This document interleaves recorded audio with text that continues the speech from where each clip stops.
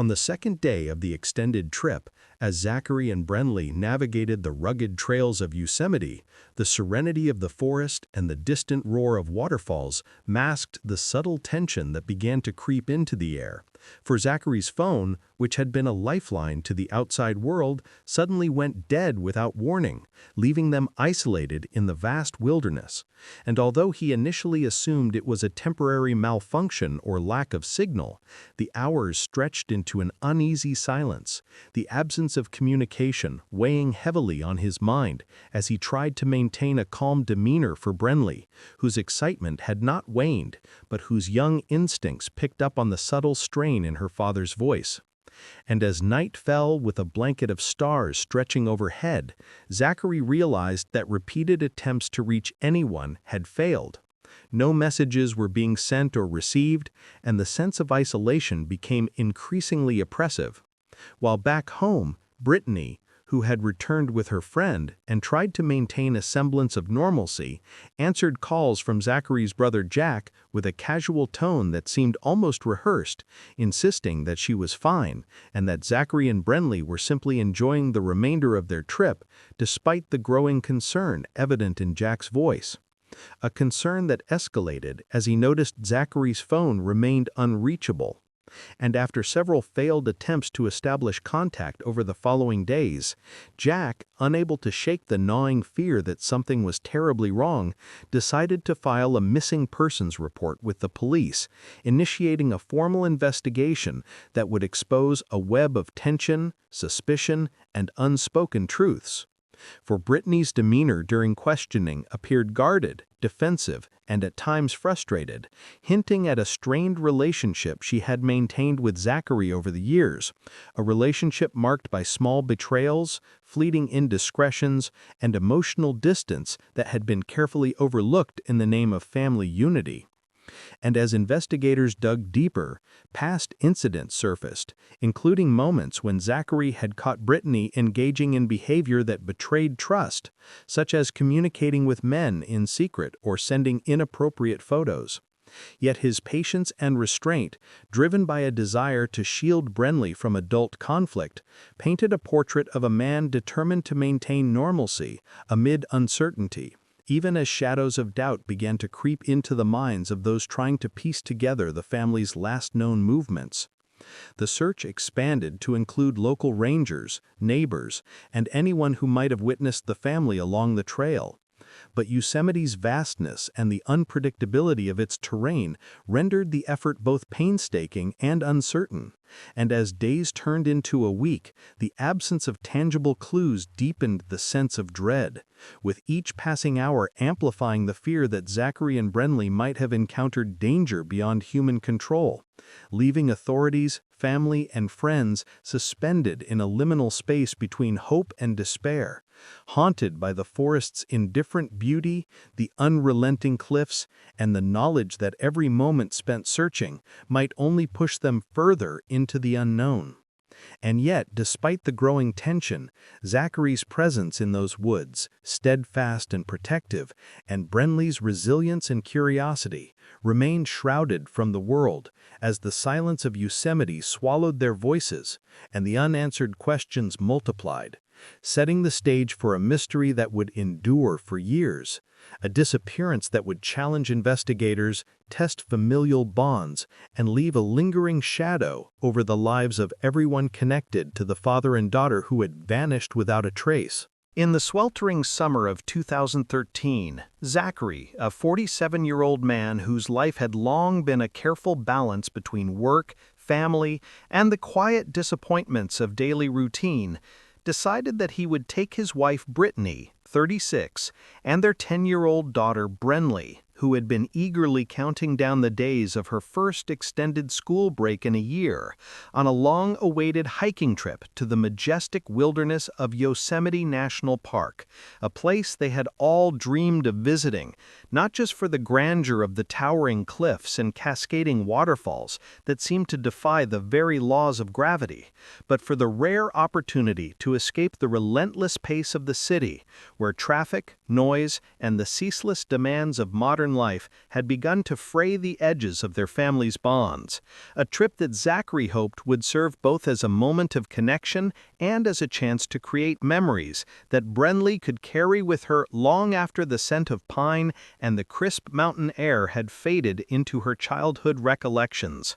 They were joined by Brittany's closest friend, a woman whose presence had been a constant in Brittany's life for years, someone who had witnessed the complexities of her past, her secrets, and her hidden fears, along with the friend's husband, whose quiet and observant demeanor made him a stabilizing presence amid the ebbs and flows of the group's excitement and occasional tension.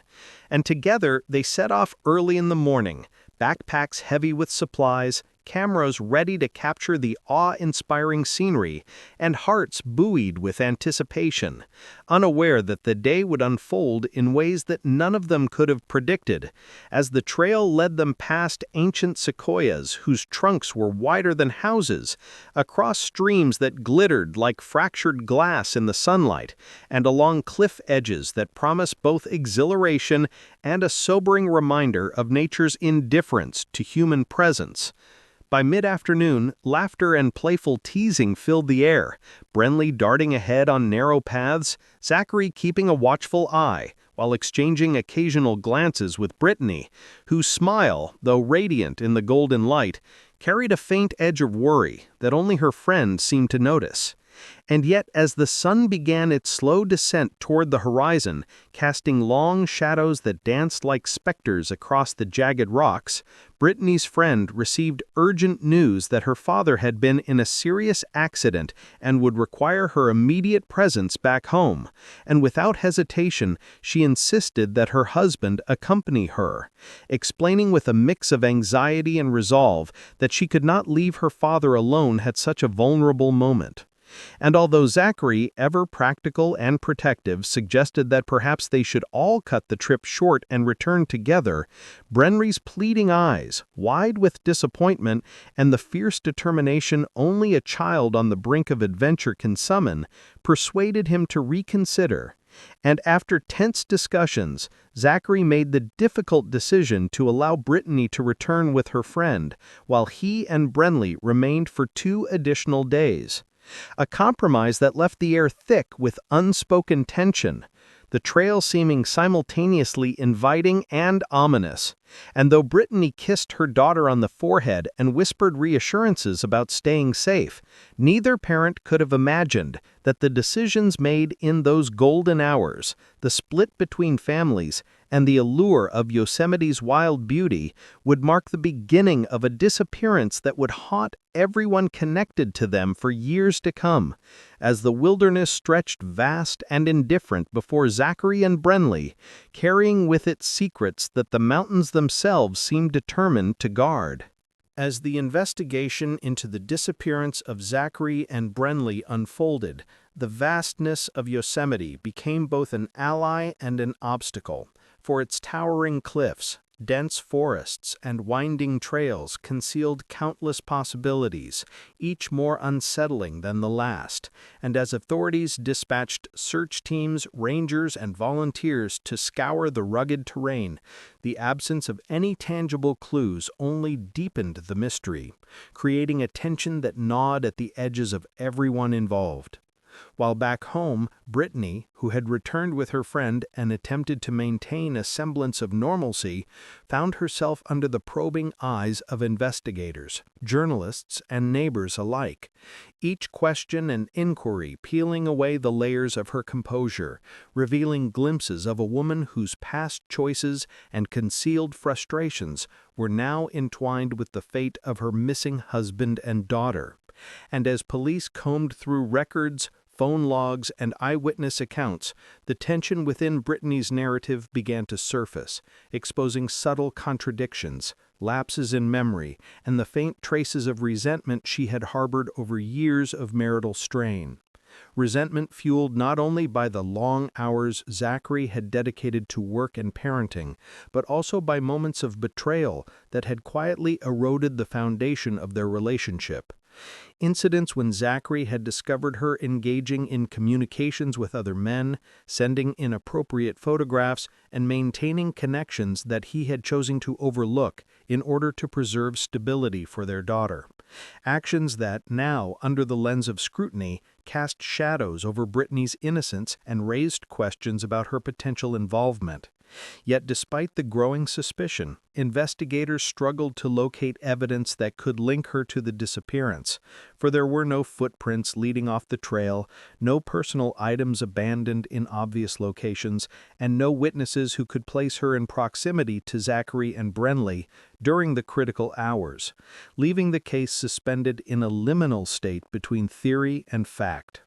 As detectives meticulously reconstructed timelines, cross-referenced travel logs, and reviewed the complex web of interpersonal relationships surrounding the family, while Jack, Zachary's brother, became increasingly involved, driven by a combination of grief, urgency, and the gnawing fear that every passing hour could bring irreversible consequences. His calls to Brittany tinged with both hope and accusation, each conversation exposing the delicate balance between familial loyalty and the desperate need for answers. And as weeks turned into months, the investigation expanded beyond Yosemite, encompassing online communications, banking records, and social circles. Yet the wilderness remained impenetrable, concealing secrets in the shadows of its cliffs, in the rustle of leaves, and beneath the shifting patterns of sunlight that danced across rocks and rivers. All while Brittany, released from initial questioning due to lack of concrete evidence, lived under the silent weight of suspicion, her movements observed, her interactions scrutinized, her reputation slowly corroded by the invisible hand of doubt, a doubt compounded by the knowledge that the police had no alternative explanations and that the wilderness itself could be both a haven and a tomb, capable of swallowing even the most careful traveler without a trace. And as the second year approached, Jack requested a renewed investigation, leading to Brittany's brief rearrest, a measure that highlighted the unresolved tension between suspicion and evidence, a procedural action that cast her back into the spotlight, forcing her to confront questions about loyalty, deception, and the fragile boundaries between intention and coincidence. While investigators continued to analyze the trail, the terrain, and the minutiae of every item left behind, yet time, weather, and the sheer scale of the landscape rendered the search increasingly desperate, each day amplifying the sense of helplessness and uncertainty.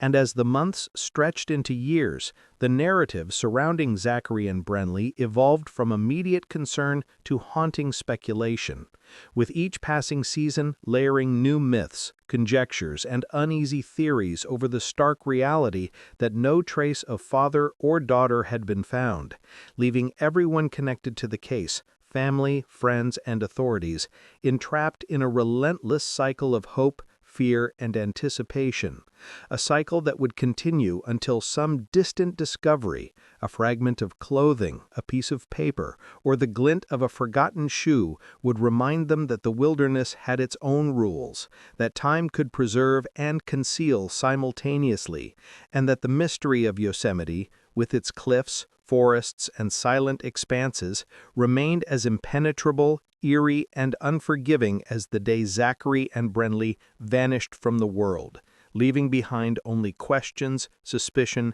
and the ever-present possibility that the truth would reveal itself long after everyone had stopped looking. 4 years after the mysterious disappearance of Zachary and Brenly, the forested cliffs of Yosemite, which had once seemed like a sanctuary of natural beauty, became the setting for a chilling revelation, as a hiker, seeking to capture the expansive vistas from a new perspective, launched a drone into the crisp mountain air, maneuvering it over the rugged terrain, steep ravines, and jagged rock faces that had long concealed secrets from human eyes. And as the drone ascended above the treetops and hovered along the cliff's edge, its camera lens captured an unsettling sight. Partially buried among rocks and tangled vegetation were the remnants of what appeared to be a small child's belongings, a torn bag, fragments of a sleeping bag, and tiny shoes that seemed impossibly delicate against the harsh stone.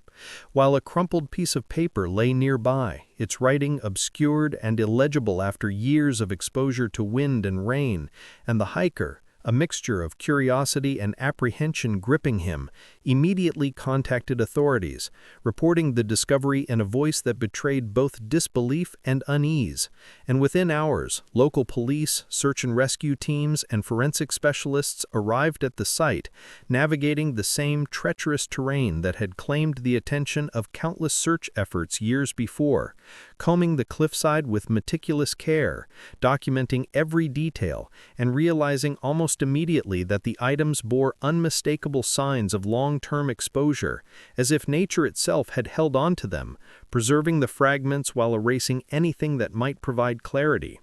And as investigators carefully cataloged the findings, Jack, Zachary's brother, was called to the scene, his arrival marked by a mixture of dread and grim anticipation, for he recognized, with a certainty that made his stomach churn, that the shoes, torn sleeping bag, and the bag fragments could only belong to his missing brother and niece. And as he surveyed the cliffside, a cold wind brushing against his face and the distant roar of waterfalls echoing like a haunting reminder of time past, he felt a weight settle over him. The years of unanswered questions, sleepless nights, and agonizing uncertainty suddenly coalescing into a tangible reality, one that was as devastating as it was surreal. And while police and specialists photographed, measured, and analyzed the evidence, speculating on how these items had come to rest in such an inaccessible location, the forest seemed to grow quiet, the usual chorus of birds, wind, and rustling leaves replaced by a suffocating stillness that pressed on everyone present, creating a sense that the wilderness itself was holding its secrets close, almost in judgment of the human intrusion. And as forensic experts attempted to determine the age and origin of the objects, cross-referencing them with the missing persons reports, Zachary's and Brenly's names emerged as the most probable connection, confirming what Jack had already suspected. Yet despite the apparent closure suggested by the discovery, the absence of bodies, the erosion of the note, and the scattered arrangement of belongings added layers of uncertainty, raising haunting questions about what had transpired in the final moments of their time in Yosemite, whether accident, foul play, or something more sinister had led to their disappearance. And the investigators, aware that the cliff's treacherous geography made any definitive conclusion impossible, documented the scene with extreme care, capturing angles from the drone itself, photographs from multiple perspectives, and notes detailing every observation. While Jack, standing at the edge of the ravine, felt a mix of relief, grief, and profound unease, for while he now had proof that his brother and niece had been here, the forest's indifferent silence offered no answers, no reassurance, only fragments that hinted at a story that could no longer be told in words. And as media outlets reported the eerie discovery, hikers and locals spoke of a strange energy surrounding the cliffside, an unsettling presence that seemed to linger in the air. And though law enforcement insisted the site was simply part of the ongoing investigation, the symbolic weight of the torn bag, child's shoes, and the unrecognizable note cemented the narrative in public consciousness, transforming Yosemite from a place of beauty and adventure into a landscape of unresolved tragedy, mystery, and haunting questions, as the mountains, with their cliffs, shadows, and hidden recesses, quietly guarded the truth for 4 years, only to reveal enough to confirm the unimaginable, leaving the families, authorities, and those who would later hear the story suspended between closure and endless speculation, haunted by the eerie fragments and the silent, immovable power of the wilderness that had both taken and concealed, as if reminding everyone that some stories, no matter how desperately sought, are never fully revealed, and that the disappearance of Zachary and Brenly would forever remain a chilling enigma, a testament to the relentless, unknowable force of nature,